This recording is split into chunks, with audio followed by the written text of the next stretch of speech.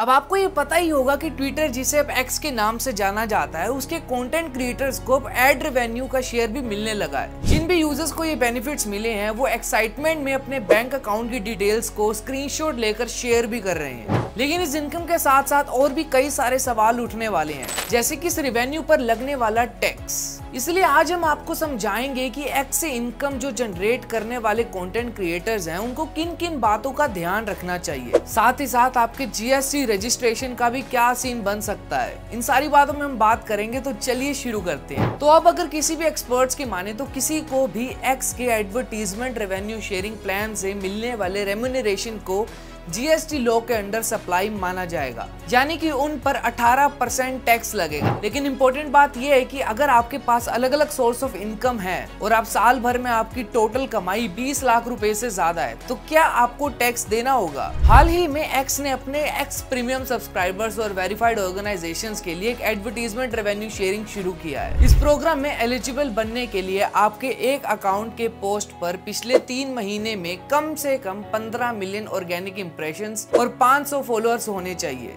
X पर content creators को freedom भी मिली है कि वो एड रेवेन्यू शेयरिंग और क्रिएटर सब्सक्रिप्शंस में से इंडिपेंडेंटली किसी भी सब्सक्रिप्शन को चूज कर सकते हैं। कई social media users recently tweet post कर रहे हैं कि उन्हें कैसे एक्स से रेवेन्यू मिला है। लेकिन एक्सपर्ट्स ने यह भी कहा है कि जीएसटी रजिस्ट्रेशन के लिए सिर्फ ट्विटर पोस्ट का रेवेन्यू शेयरिंग कंसीडर नहीं होगा, बल्कि income from other resources like interest, rental income, इन सब का भी कंट्रीब्यूशन होगा। तो अगर हम 20 लाख रुपए की लिमिट निकालने की बात करें तो इस बार एग्जेम्प्ट इनकम को भी शामिल किया जाएगा। लेकिन ऐसे इंडिविजुअली सिर्फ और सिर्फ एग्जेम्प्ट इनकम पर जीएसटी लागू नहीं होगा। अभी के समय में जो भी इंडिविजुअल्स या एंटिटीज 20 लाख रुपए से ज्यादा कमा रहे हैं उन्हें goods and services tax GST का रजिस्ट्रेशन लेना होगा। कुछ स्पेशल कैटेगरी स्टेट्स में जैसे मिजोरम, मेघालय और मणिपुर ये लिमिट 10 लाख की है। इस चीज को और अच्छे से समझने के लिए AMRG एंड एसोसिएट के सीनियर पार्टनर रजत मोहन ने एक एग्जाम्पल दिया है और कहा है कि कोई भी पर्सन साल में अगर बैंक से 20 लाख कमाता है और वो ना ही जीएसटी भरता है और ना ही उसको रजिस्ट्रेशन लेनी होती है, लेकिन अगर उसका कोई भी टैक्सेबल इनकम आए, मान लो 1 लाख रुपए, तो ट्विटर जैसे प्लेटफॉर्म से उसको जीएसटी रजिस्ट्रेशन लेनी पड़ेगी। जीएसटी 18% पर लागू होगा 20 लाख से ऊपर के हिसाब से, यानी कि 1 लाख रुपए पर टैक्स देना होगा।